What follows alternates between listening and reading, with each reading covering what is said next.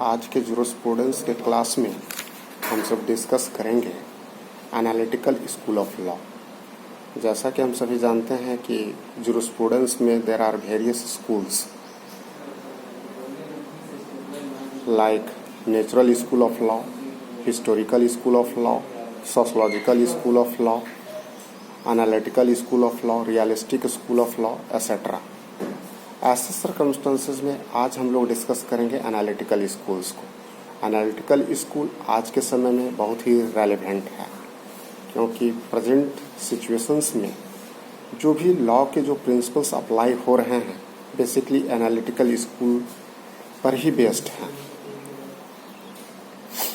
जहाँ तक analytical school की बात है तो जर्मे बेंथम इसके फाउंडर माने जाते हैं, जो कि एक इंग्लिश जूरिस्ट हैं, जिन्होंने कंसिडर किया है कि हमारे लॉ में exactly morality, historical aspects, ethics की रेलेवेंसी बहुत ही कम है। रेलेवेंसी है तो सबसे इम्पॉर्टेंट हमारे यहाँ है वह है स्टेट।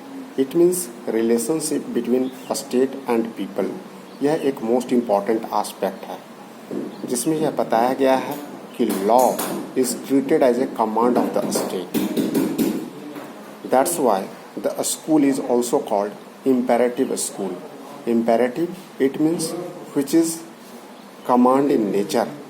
मतलब जो भी आदेश होते हैं स्टेट का वह कमांड होता है, and the persons, it means people, are bound to follow it as it is. ये एनालिटिकल स्कूल्स में हम किसी भी तरह से कोई भी अदर एस्पेक्ट्स के सिग्निफिकेंस को नहीं देखते हैं। इसीलिए यह कहा जाता है कि यह जो है सो बेसिकली एनालिटिकल स्कूल्स है। एनालिटिकल स्कूल इट मीन्स जो हमारे एग्जिस्टेंस में है, एग्जैक्टली जिसका फिजिकल एग्जिस्टेंस है, जो हमारे एक्ट के रूप में स्टेट के द्वारा पास किया गया है, उसी लॉ के बारे में हम लोग स्टडी कर सकते हैं, उसको एनालिसिस कर सकते हैं। मतलब हमारा सारा सिस्टम, मतलब लॉ मेकिंग से लेकर लॉ इम्प्लीमेंटेशंस, इवन कोर्ट के प्रोसीजर्स का भी हम स्टडी इस स्कूल्स में करते हैं। इसके अलावा जो भी कोडिफाइड नहीं है, जो कि स्टेट के द्वारा रिकमेंडेड जो भी लॉ नहीं है, उसके बारे में हमारा सोचना बेकार है। चाहे वह मोरालिटी हो या हिस्ट्री हो या सोशलॉजिकल एस्पेक्ट हो या रियलिस्टिक स्कूल्स हो, रियलिस्टिक अप्रोच हो या हमारा मार्क्सिस्ट अप्रोच हो, ये सारे इरेलेवेंट हैं। इसमें सबसे इम्पॉर्टेंट बात यह है कि इस स्कूल्स के आने के पीछे रीजंस क्या है। तो रीजंस यह रहा कि सबसे पहले तो यह रिएक्शन अगेंस्ट नेचुरल स्कूल था। नेचुरल स्कूल्स में जहाँ पर जूरिस्टों ने बताया कि यह जो है सो हमारे मोरल और इथिक्स पर बेस्ड है। मोरल और इथिक्स मतलब कि गॉड हमें जिस तरह से गाइड करते हैं कि what is just and unjust, accordingly वह लॉ होता है। लेकिन यह जो है सो इसके एम्पलीट्यूड को इस बढ़ा देता है, इतना ज़्यादा इसे मैग्नीफाई कर दिया है कि ऐसे सर्कमस्टांसेस में एग्जैक्टली लॉ को फाइंड आउट करना बहुत ही मुश्किल हो जाता है। तो इस नेचुरल स्कूल ऑफ लॉ के अगेंस्ट, मतलब कि जहाँ रीजन और गॉड के जो इंस्ट्रक्शंस हैं उसको लॉ ना मानते हुए हम सब लॉ को दूसरे कैटेगरी में माने कि जो भी स्टेट के द्वारा जो रिकमेंडेड या हमारे रूल्स और रेगुलेशंस जो भी सेट किए जाएंगे स्टेट के द्वारा वही लॉ होगा, दूसरा लॉ नहीं होगा। तो यह बेसिकली नेचुरल स्कूल के अगेंस्ट एक रिएक्शंस था। दूसरी बात है कि जब यह नेचुरल स्कूल ऑफ लॉ के बाद अगर यदि हम आगे की बात करें तो यह जो है सो हमारा डेवलप्ड सोसाइटी का भी एक देन है। मतलब इस समय जबकि हमारा नेचुरल स्कूल ऑफ लॉ के बाद और हिस्टोरिकल स्कूल के लॉ के बाद और कह सकते हैं जब एनालिटिकल स्कूल्स आया, उस समय हमारा जो सोसाइटी था वह डेवलप कर रहा था और साइंस की बोलबाला थी। और ऐसे सर्कमस्टांसेस में सभी लोगों ने इस चीज़ को महसूस किया कि एग्जैक्टली हमें स्टडी उसी चीज़ों को करना चाहिए जो कि हमारे एग्जिस्टेंस में है।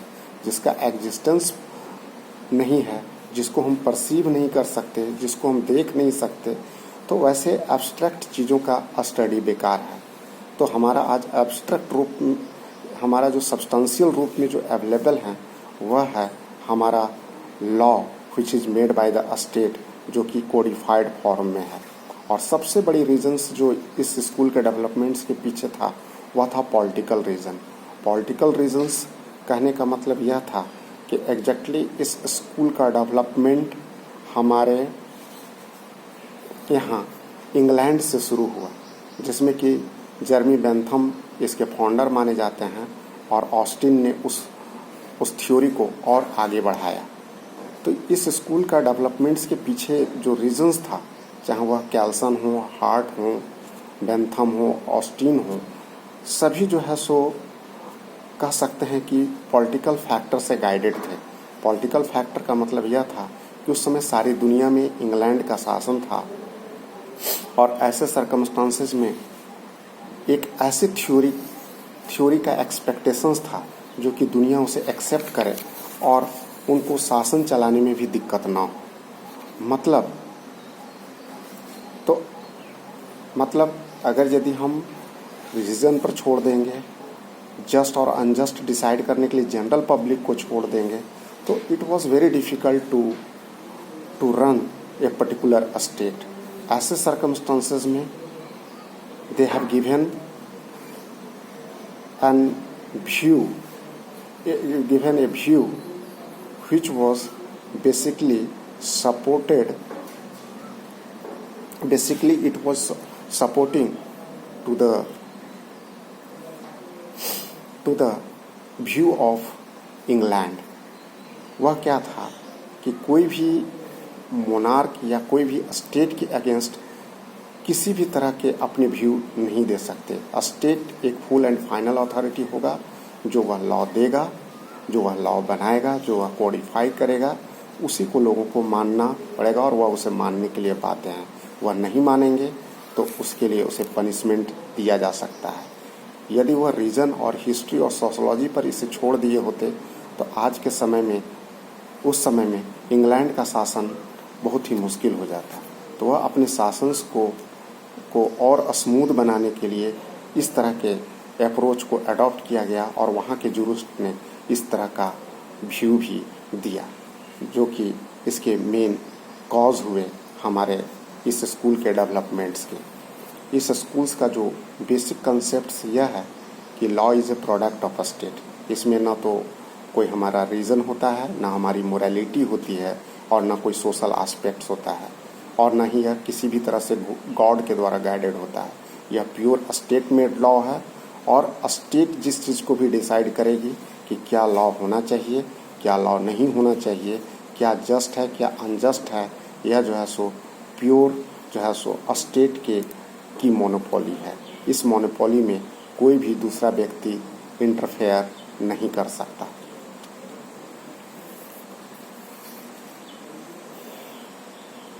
ये स्कूल्स में जो है सो बेसिक चीज़ यह है कि लॉ को कोडिफाइड किया गया, मतलब कि जो भी लॉ कोडिफाइड फॉर्म में है, रिटन फॉर्म में है, वही लॉ होगा। जो लॉ कोडिफाइड नहीं है, मतलब कि जो रीजन बेस्ड है, जो हिस्ट्री बेस्ड है, जो सोशोलॉजी बेस्ड है, उसकी यहाँ पर किसी भी तरह का कोई इम्पोर्टेंस नहीं होगा। इस स्कूल में आप देखेंगे तो बेसिकली जो है सो स्टेट और पीपल के रिलेशनशिप को दिखलाया गया है, चाहे वह ऑस्टिन हो, चाहे कैल्सन हो, या हार्ट हो, या जर्मी बेंथम हो। ये सारे लोगों ने जो है सो स्टेट और पीपल के रिलेशंस को बेसिकली डील किया है कि किस तरह से स्टेट अपने पॉलिटिकल विल के लिए किस तरह से लॉ बनाता है और पीपल को किस तरह से लॉ बनाकर रेगुलेट करता है।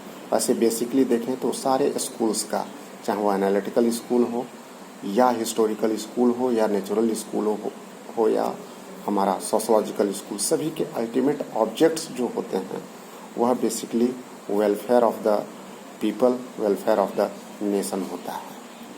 तो हम आगे चल के इसमें देखेंगे कि बेसिकली हम लोग किस तरह से जो है सो हमारे जूरिस्ट, मतलब कि चाहे वो बेंथम हो ऑस्टिन हो, कैल्सन हो या हार्ट हो, वो किस तरह से इस स्कूल को एनालाइज किया है।